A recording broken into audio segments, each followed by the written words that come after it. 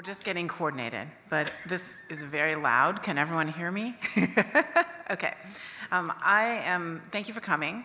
I'm Kathy Zakowski, and this is Jen Keller. We've been working for many years together on understanding leukodystrophies, and we also have clinical background. I'm an occupational therapist, and Jen is a physical therapist. We know some of you well. It's nice to see some new faces, though, too. We're going to talk through some rehabilitation strategies from a PT and OT perspective. We welcome questions at any time throughout the talk, and we will get started. Okay, let's see if I can figure out how to do it. I do this. You want to do it? That one, and that way you'll know where you're. Okay. Okay. And so I wanted to just start by kind of bridging the gap, understanding that there's, the biology of a condition, and I'll talk about the leukodystrophies because we have such a background in that area, but with any condition, there's a biology to it, and then there's the practicality of the symptoms that people experience. And so with leukodystrophies, common symptoms are sensory loss, progressive weakness, spasticity, especially in the legs, difficulty walking, poor balance, and issues with bowel and bladder, as well as cognitive dysfunction. And so the goal with rehabilitation is to address those symptoms, keeping in mind that there are biologic systems that are associated with it. So here, you'll see this slide throughout. So what we'll do is talk about some of those symptoms, or we'll call them impairments, strength, flexibility, endurance, or poor endurance or problems with balance. And we'll talk in practical terms on what you can do to improve or address those symptoms. So the goal for addressing all those symptoms, of course, is that you will improve your activity or improve your independence or your ability to do what's important to you.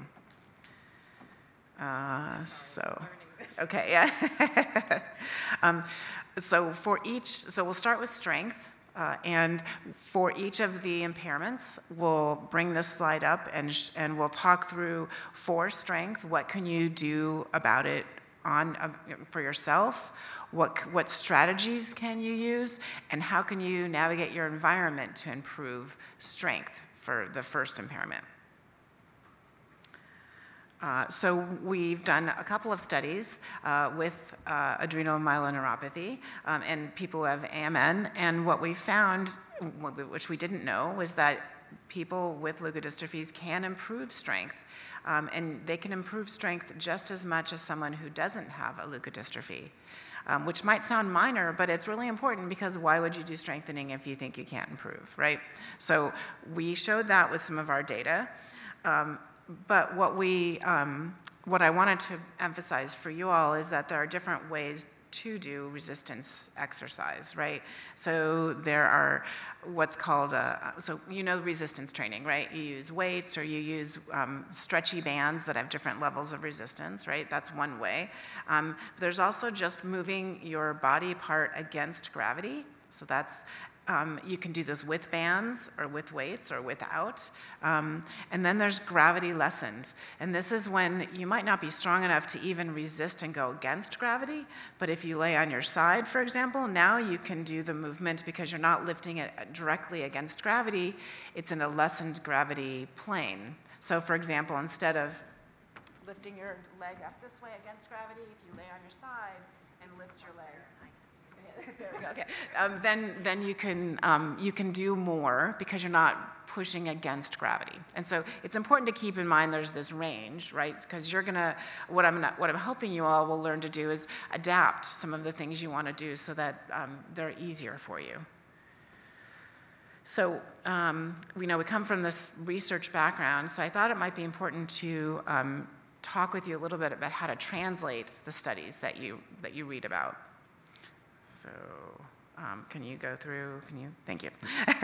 So if you might not have a way to measure your strength, right, which is what we do in the laboratory, but you can measure how fast you can walk a certain distance. 25 feet is a really common distance that is tested in the laboratory and in clinics. You could do this at home. So you could time yourself. What we found is that if you can walk 25 feet in about 5 seconds or so, then we would be able to estimate that your hip flexor strength, blue is men and red is women, your hip flexor strength would be a certain amount. And then we would be able to estimate that you could use higher resistance. So that means higher weights or those bands that have more resistance. Now, if it takes you a little longer to walk 25 feet, so more like on the order of 10 seconds, then we would anticipate your hip flexor strength would be less, but we would know that you could do exercises lying on your back with lower resistance, but still with some resistance. If it takes you longer or you can't walk 25 feet, then we would know that your hip flexor strength is much more substantially weaker. And so instead of working against gravity, we'd put you in this gravity lessened plane. So doing some exercises in side lying, adding really low bands or no bands at all, and just using your body weight as the resistance. I wanted to share that you can do these exercises anywhere. So we have done a couple of studies. One we did at a gym called Curves. It's a gym for women, and they use a certain type of machines that you find at a gym that you wouldn't necessarily have at home. But we had everyone going to that gym and doing the exercises, and we adapted the exercises to fit that gym and what they offered. We also did a study where people came into the clinic and just used bands for resistance. We do have a paper in this journal called Jove. It's an electronic journal, so you can see how the exercises were planned and you can see someone doing them, and that's available. But the idea is you can do exercise anywhere. Okay. It's important when you think about exercising to think about frequency. So how often would you need to do the exercises to see benefit? So, you want to increase the number of repetitions as you do the exercises. You don't want to just jump in and do, 15 to 20 repetitions when it's your first week, because that would probably put you at risk for injury. Plus, it would just be exhausting and painful. So think about that. Think about adding repetitions slowly over weeks, and maybe even for some of you, if it's slower, it might be over months that you add repetitions slowly. There's no perfect way to do it. The idea is to tailor it to your particular function. In addition to frequency, intensity matters, or how hard are you working, right? So there are ways to measure that. It is just a perception, so it's important. So the slide that's showing sort of a 1 to 10 way of describing the intensity at that moment when you're doing exercise. This is how we do it in the laboratory. You could totally do this at home. And there are lots of applications or apps on your phone that you could use at home when you're doing exercise too.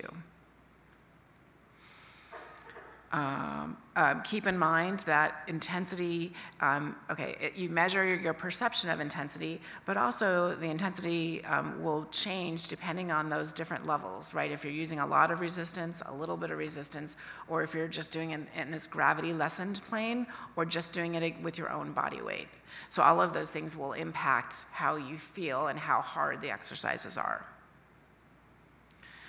So the next was, what strategies can you change to increase your strength? So you can, I can't read it because I'm too old. Take your time when you do exercises.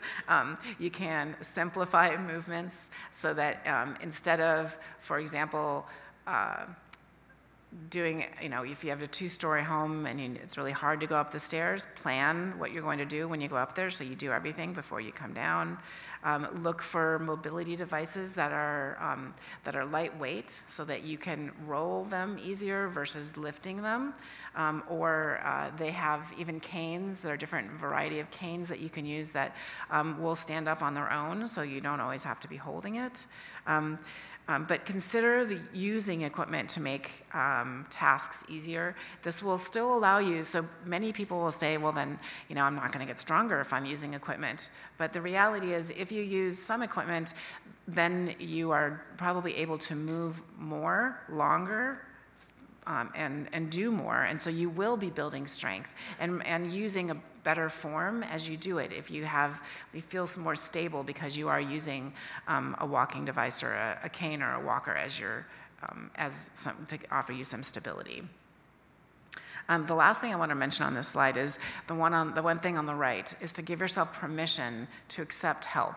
It might be that you can't do everything, but you want to choose what you do. And if someone can help you with some tasks, that might be a good way to still allow you to enjoy the tasks you can do because you won't be quite as exhausted. Okay, next slide. What can you change about your environment? So we've talked a little bit about using adaptive equipment, keeping in mind that in your environment, if you have a care partner, you want to protect them as much as possible, encourage them to use equipment so that they don't hurt themselves.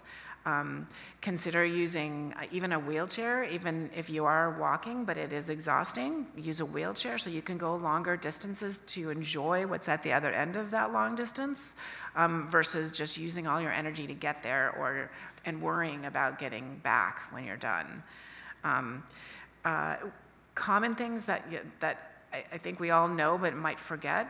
It's easier to stand up from a taller chair than a shorter chair. So if you want to improve your strength and you want to be able to go from sitting to standing, because that would definitely improve your strength the more you can do that, but it's difficult, use a higher chair so that you can get that success of standing, and as you get stronger, you might be able to use a lower, more standard height chair as you get stronger.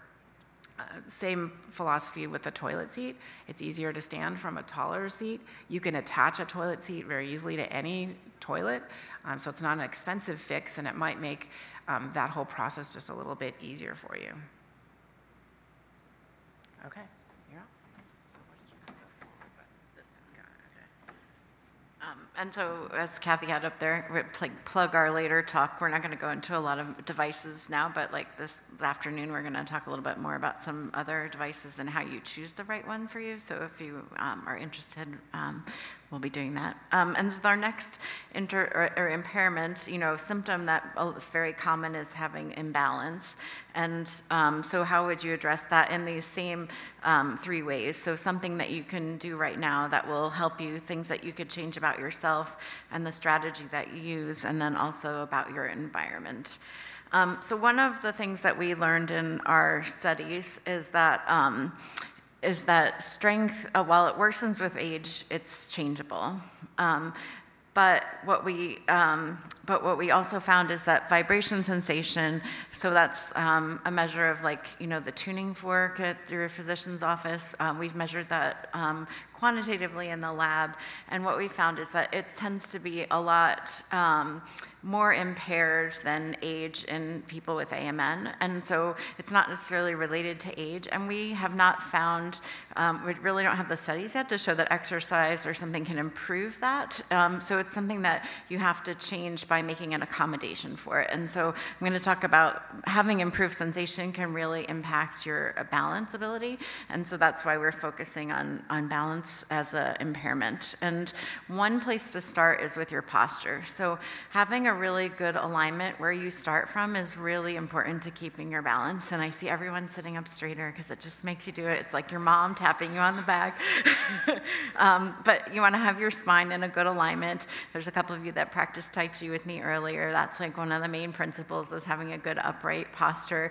And there are ways to do that in both in laying down. So if you're a side sleeper, sometimes sometimes it's really important to put a pillow under your side, one between your knees that allows you to keep your spine nice and straight. But you don't want like a really big pillow, like in this demonstration, if you're going to be sleeping on your back, because that's going to make your neck flex a lot. I'm even shorter than you are, Kathy. So, and if I'm going to work on my posture, I shouldn't stand up to stretch to talk to you. So, and then you can work on your standing upright posture and your neck alignment. Those are all important places to start from. And then we also, talk about how you do balance training. So we're starting to do this remotely in leukodystrophies and AMN and in LBSL, but I have done a balance exercise program with people with something called cerebellar ataxia, so they have an impairment in their balance. And some of this comes from the framework of how we set this study up.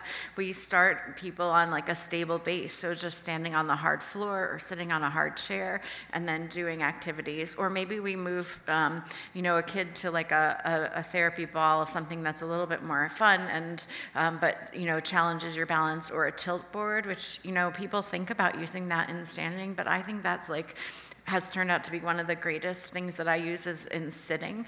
It's surprisingly difficult, so I say don't go home and order one and sit on it, like have your therapist with you, but because you will be surprised at how hard it is, and there are really good ways to modify them to be within a range, like Kathy talked about. Depending on where you are, you want to start with an intensity that's right for you, so something you can do and you can be successful at. Not something where you're struggling and you're holding on all of the time, or where you're risking falling. But you can change your base of support similarly in standing. We're all familiar with standing with your feet together, or trying to stand with one foot in front of the other. It's a large range. And I will also say that in the study that I did, even though everyone was walking, we did 3 sitting exercises and 3 standing exercises, and people improved their walking ability, or their ability to transfer, or their just sitting balance. So it's really not necessarily for them everything to be so challenging that you're fatigued at the end. And from there, we wanted to do something about like varying your sensory information. So your balance is affected by your inner ear. It helps you coordinate, and your vision. So changing those things, being on an uneven support surface like foam, or closing your eyes, that's going to take your balance challenge up a little bit higher. So once things start to get easy, where you're doing it on a firm surface with your eyes open and you can hold on, you can start by reducing how much you hold on. So the picture of the finger is there because maybe instead of holding on, now you go to just putting one finger on a chair or on a table for balance, to get you that input that maybe you don't get from your legs. You can get sensory information from your hands. That's often actually how a cane works for people with leukodystrophy. You're not using it like when you have a bad knee and you need it for support. You're actually using it by extending your hand to the floor and getting sensory information. And your brain is really amazing, and it can change and learn to take that information that it's not getting from your feet and use it from your hands. So that's another way that people make a change, or how you might be able to either increase your intensity with your balance exercises, or reduce it. And then there are other, considerations, so I sort of jumped the gun on that, but you want to make sure that it's effortful. And so you want to think about, is there a way I should make this safer? I like standing in a corner of a room, so you have the diagonal corner behind you, and a chair or a walker in front of you. So you have somewhere to get your balance if, you decide to do something that's a little bit harder, and you need to have the safety of that. You really want to avoid falling at all costs. So, and then you can increase the challenge or decrease it by just turning your head, or moving your arms, or moving your legs. Like, that's a simple next step. If you have the ability to have someone with you, you should just take it. Make sure when you're at least trying out for the beginning, if it's your spouse, maybe it's your personal trainer, maybe it's your PT or OT, somebody who can help you find that right challenge, because sometimes finding that effort level isn't as straightforward as you might think it would be. And then it can be fun. I think that's what comes from my pediatric training. Like, there's really no reason why as adults we can't have fun with what we're doing. So, there's a lot of virtual reality things that are coming out and other ways to do it, but it can be things that you enjoy doing as well. And it can be done across generations. So for me, it's Tai Chi, but for other people, it might be, kicking the soccer ball or doing something like that you can do with your kids. And then you can think about what strategies you can change. So, when you first stand up from a chair, it's really good to take a second and see if you're balanced. Is your weight shifted evenly between both feet? Are you stable before you take that step? You can also make sure along the way, we threw this in a little, check your skin integrity. So along with, having sensory loss, not only is balance impaired, but your ability to know if you've cut your foot or bruised your foot or your leg can also happen. And it's really important to make sure that you're, paying attention to your skin and that you don't have any swelling. And if you do, to address those things early. And that'll also help with your balance if your feet are a good stable base to be standing on. You want to use good body mechanics. I'm sure everyone's heard, you don't want to curve your back when you go to pick up something. You want to bend your knees and bend at your hips. These are really important for both the person with the leukodystrophy and the people that are helping you move around. So using good body mechanics is essential both for your strength and your balance. And then, you can compensate well by making sure that things are within easy reach. You don't need to get tired doing your everyday activities. You want to save your energy and be sure that you're able to participate in the things that you want. And then lastly, that decrease in sensation can really impair your ability to know how hard you're pushing on your gas pedal. And so if you start to notice that you stop and start a little shorter or faster than normal, that's a really, that might even be past the time when you might want to get a driving evaluation, because there's a lot of adaptations, in particular, I think of hand controls for driving, that can allow you to be successful at driving for a longer period of time without risking your own life or someone else's or damage to your car. And then environment, so like I said, the vision and the inner ear are important in your balance in addition to your sensation. And so you can really improve your balance like today by having good lighting. Don't walk around at night in the hotel room or in your house. Have lights that can come on automatically. Try not to multitask and be distracted. Stand up from that chair and get your balance and make sure you're ready to go before you do something else. Make sure that your walkway is free of obstacles or uneven surfaces. So, us PTs and OTs really hate throw rugs or things that can slide on you or things that you might trip over. So if you can do something to make graded transitions better so that you don't have to worry about that those are really important things. Other things are having proper footwear. So, we get our comfortable shoes after a few months and we don't really realize how much they're worn down and they're not supporting our arch and our heel as well. And so keeping track of that.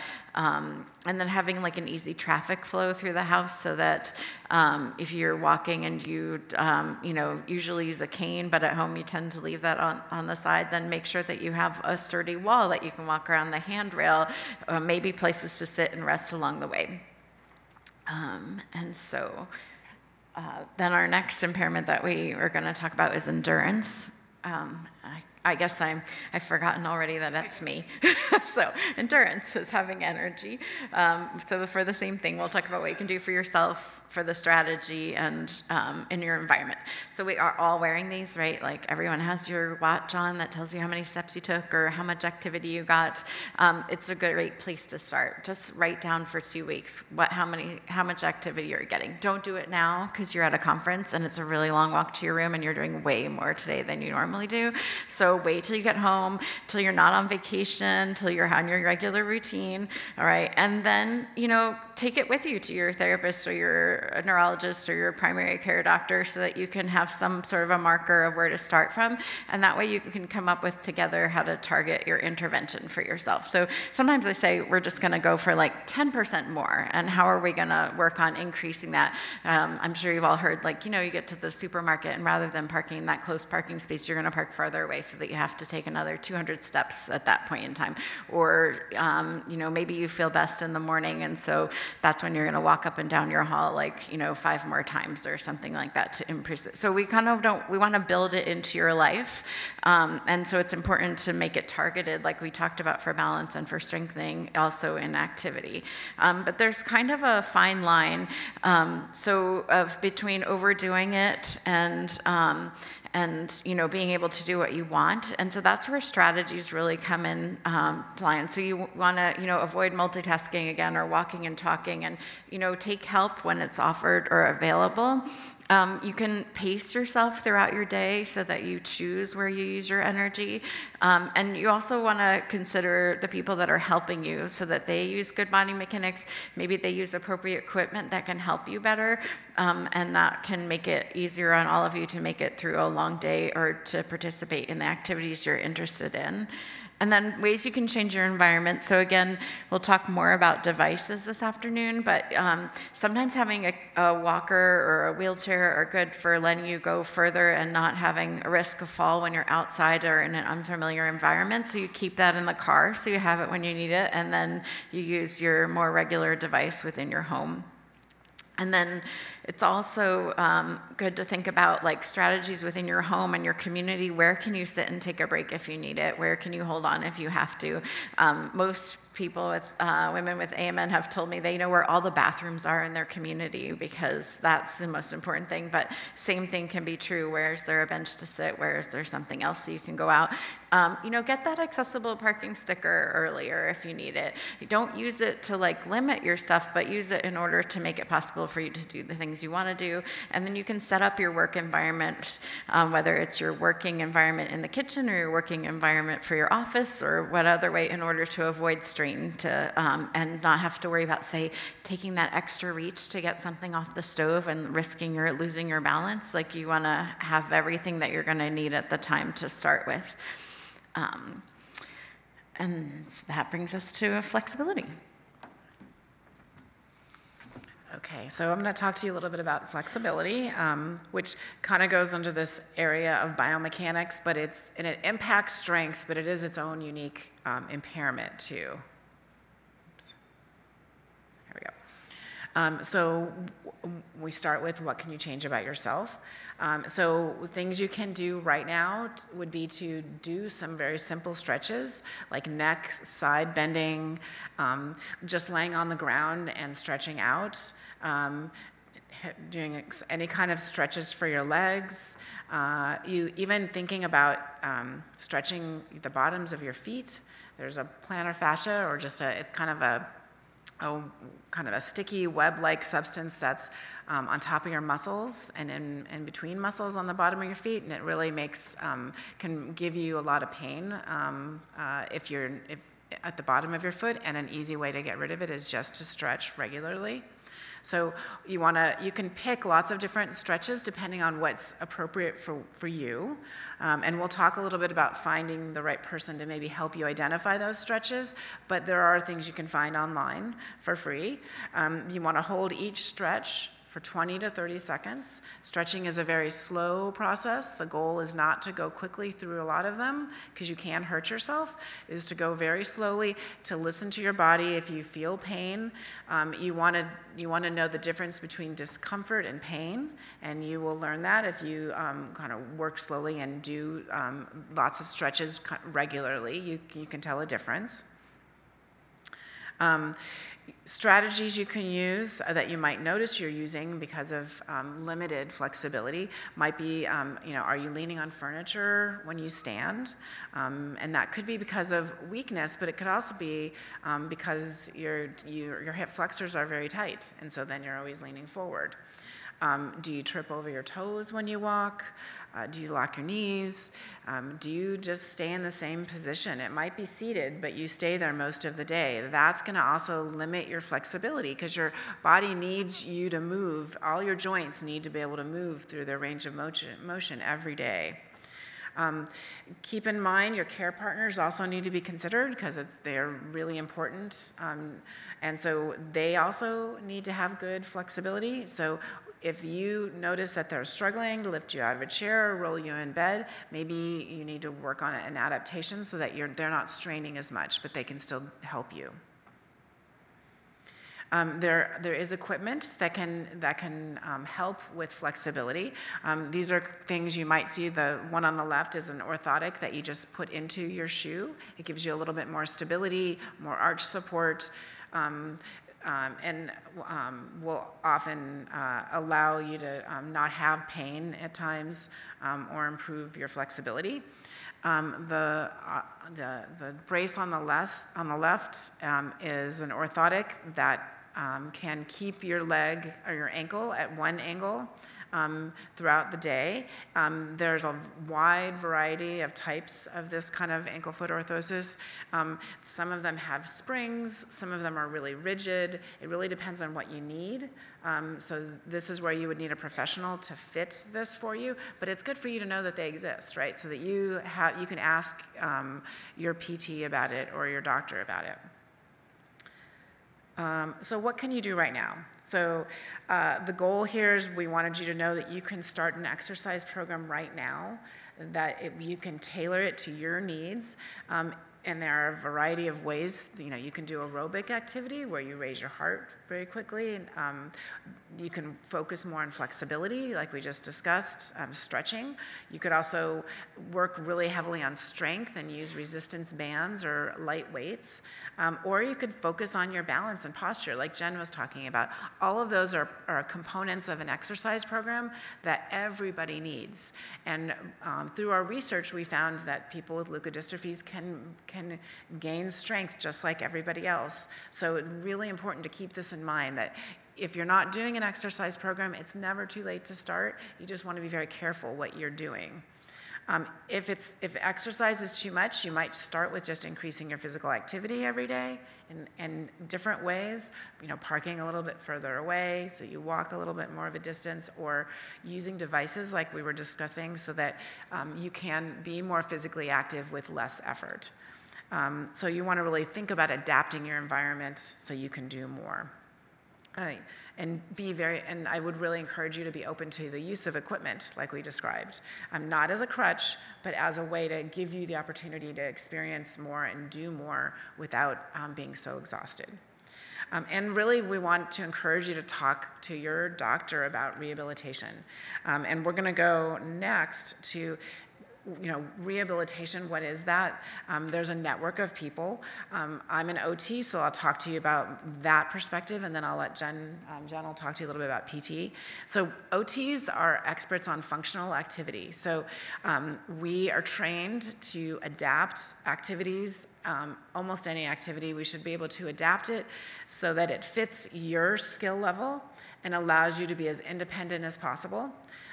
There are different specialties within occupational therapy, so you can focus on children versus adults. You can focus on musculoskeletal injuries versus neurologic injury, and you can focus on home care versus in a hospital, just to name a few. So there's a wide variety. But it could be very helpful. Our goal is to help maximize function in any activity that you're interested in. People hear the word activities of daily living, and I think we think about getting dressed and cooking a meal, but really your activities of daily living are any activity you're interested in. And that's where the word occupation really came from. It wasn't really about your job. It was about how you spend your time, how you occupy your time. That's what an OT should be helping you to adapt to your level so that you can enjoy how you occupy your time and you can stay as independent as possible. So there's a lot of overlap between PT and OT, so I don't want you to think that, one of us, PTs, we've been using that we are movement experts, and I think that's really fitting. So we care about the quality of the movement and the quantity of the movement, and we both disciplines care about why movement is altered and how we can most, make the best benefit for that. And if we need to use some sort of what we call compensatory strategies, other equipment or things like that, what we can, what might be the best equipment for you. But we also want you to, be able to take control of your activity yourself. And so we try to optimize, home exercise programs that you can maintain your health and your wellness and fitness. You can manage pain, that can allow you to go out and earn a living and have more independence. As Kathy said, so as PTs, we're trained in a more like a primary care so that we can address a wide range of impairments or illnesses. But we do sometimes tend to, find something that we do more often. And so it kind of depends on where you're located, whether or not you have access to therapists that, treat one diagnosis more than another. And so I think with leukodystrophies in particular, you may look for someone who treats someone who has stroke or multiple sclerosis or spinal cord injury. But that's not to say that you can't also go to your, local sport clinic and have a therapist treat you. You just, you probably have to do it anyway, but you have to educate them more on what your needs are and, what issues you may have. And physical therapy has a website called Choose PT, which I think is a really great a resource to know what kinds of things you can have addressed by physical therapy. But rehab in general it's a network. So it includes speech therapy, recreational therapy, physiatry. I'm not sure if you're familiar with that. There aren't as many physicians out there, but there are physical medicine and rehabilitation physicians who tend to treat more like spasticity. They can use medication. They can they can help you with prescribing different equipment needs or sending you to the right rehab therapist that you need as well. So if that's an option for you, we work in a multidisciplinary clinic at the Kennedy Creator Institute, so you would see all of these people at one time, but your neurologist and your primary care person and your nurse are also really important in helping you manage your function and your activity. Another thing with Choose PT is also who is your PT and OT. We often ask each other, who's your primary care doctor? What dentist do you go to? But having a PT or an OT could be really essential throughout life and the course of your illness. So the APTA, which is the American Physical Therapy Association, they have a resource where you can type in your zip code and the type of therapist you're looking for, and it will pop up with who is within a certain distance or range of you. It's not everyone, but it's one way to kind of get started in finding someone. And I guess I went through that, but that's the website for it, www.apta.org. There are a number of settings that we all practice in. So we practice in outpatient, that's probably what you're most familiar with, but also home health, and then at the schools, and in an inpatient setting like at the hospital. And the hospital-based ones we're geared towards getting you out of the hospital. And home health, you really most likely have to be homebound and not be able to go out, but that has sort of a range, so don't assume that you have to try and get out if you're unsafe walking or you're not able to drive. That might be an option for a limited period of time. And then school setting is going to be really focused on helping the child, participate in their daily activities. So they're not really going to address those specific impairments that we talked about exactly. They're going to focus on, maybe for endurance, we need to not do therapy in the morning. It would be better if we do it in the afternoon so that you can learn and be more participating in learning activities, those kinds of things. The goals that you address in each of these settings can be different. So that's also something to keep in mind.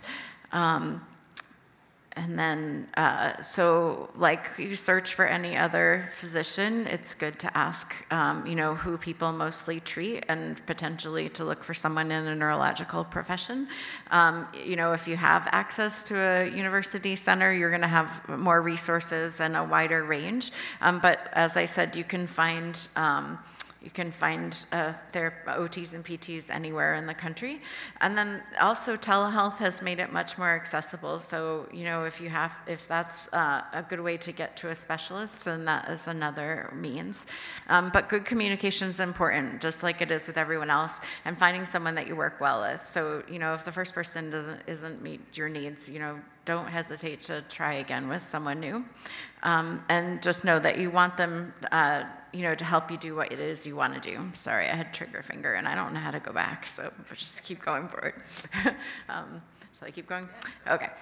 So I like this idea. A student brought this up once about how, can you consider going to see your PT or your OT in a dental model? So you get your diagnosis, and then maybe you don't have very many symptoms, but what a good time to have someone know what your ability level is, so that they can better monitor for when something changes. Like, did you sprain your ankle, or maybe you actually or have had sensory changes that no one has picked up on yet, and that's a good time to get that right orthotic, or start working on your balance, or just get an overall wellness program so that you can set yourself up for success.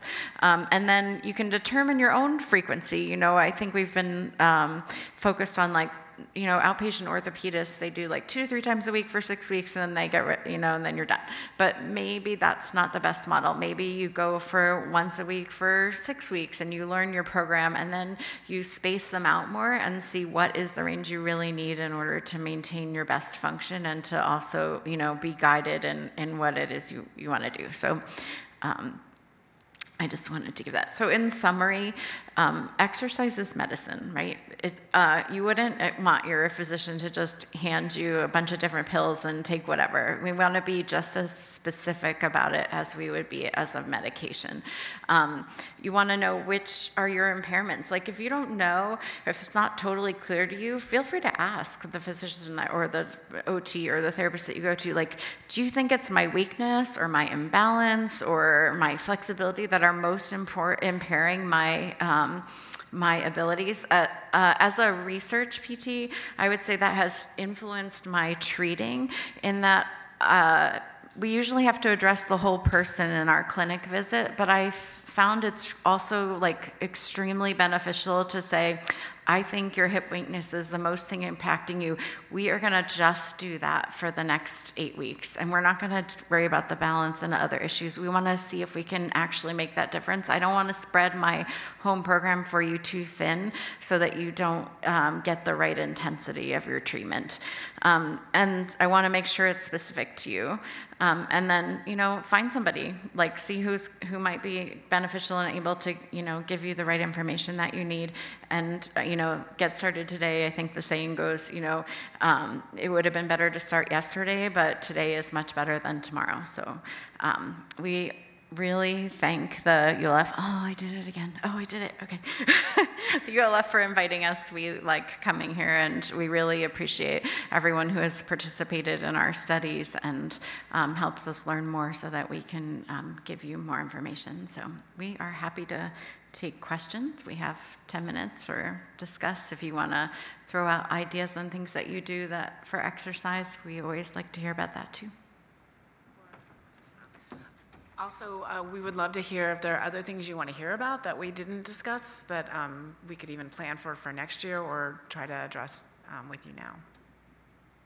Yeah. Yeah.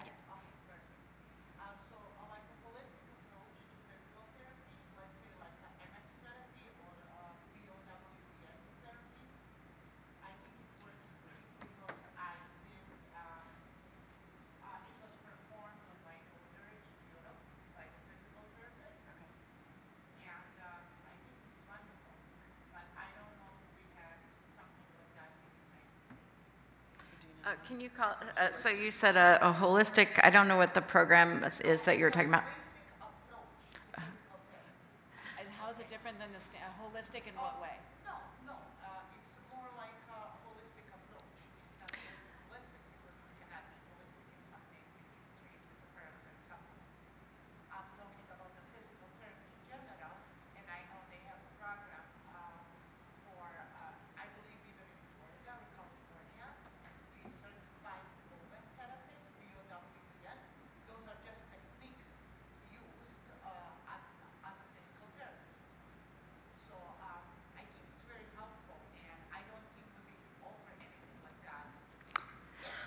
So I'm not totally clear on the exact thing, but you're talking about like a holistic, like maybe a broader approach that you're addressing all of the different things, and is maybe the intensity greater as well, like a more frequent or?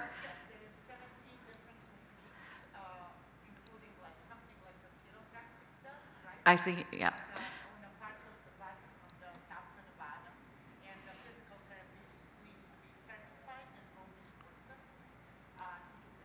Okay.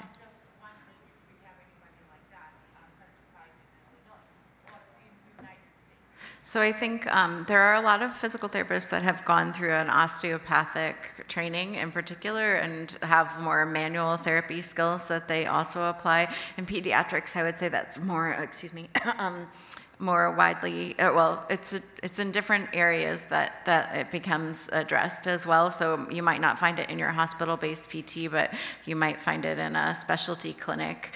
And I think it's really important. You bring up a good point. We didn't get to that, but there's a lot of specific treatments that fall into all of these different domains that we talked about. So while we talked about it in terms of the specific impairments and the function that you want to address, there's a lot of other techniques than just straightforward strengthening, straightforward balance exercises. I say straightforward, they're not that straightforward, more I would say basic that we think are really important but are maybe more widely available. But there are other things like osteopaths tend to, Kathy talked about plantar fascia, kind of looking at your stretching from a more whole body perspective than just what's happening at your foot.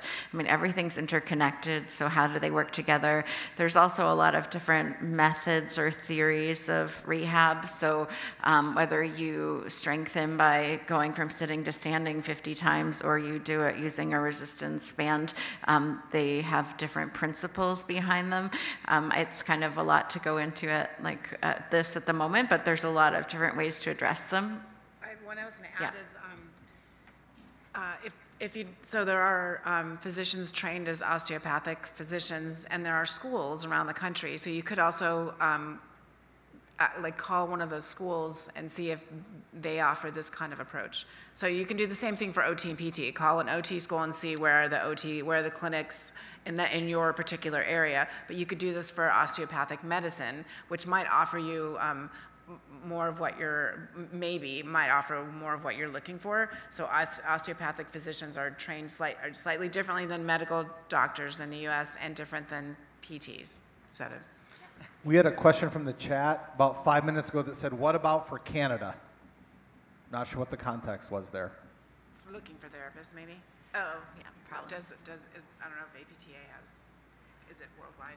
No, so the American Physical Therapy Association is for America. I don't actually know, but I would imagine that there is a resource for looking for physical therapists in Canada. I can look that up and send that on to you after. We just provided our slides, so I'm happy to update that with the final version. And I think for that caller, if in your area in Canada, if there's a university, see if they have a PT school within that university, and they could offer you local resources, I imagine.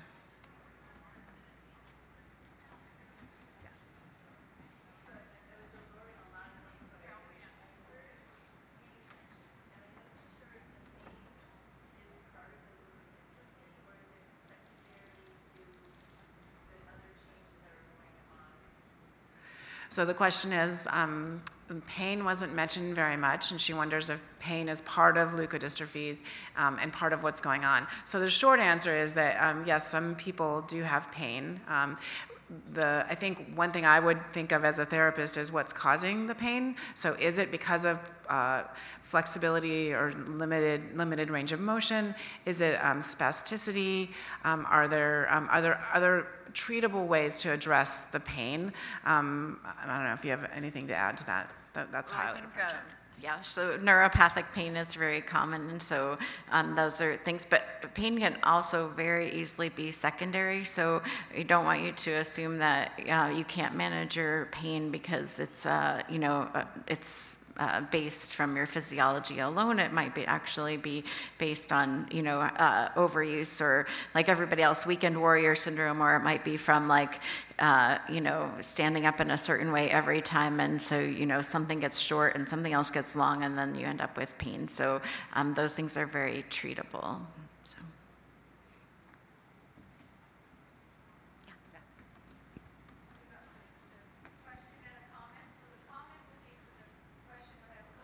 Yes, ma'am. So for the question about Canada, because it's a provincial healthcare system, so I think that there are probably two resources they could search for online. Number one would be the healthcare website for their individual province. So like say for Ontario, that would be the OHIP, or Ontario Health Insurance Plan, and then you can search for doctors and other providers on that and see if they're covered by the plan.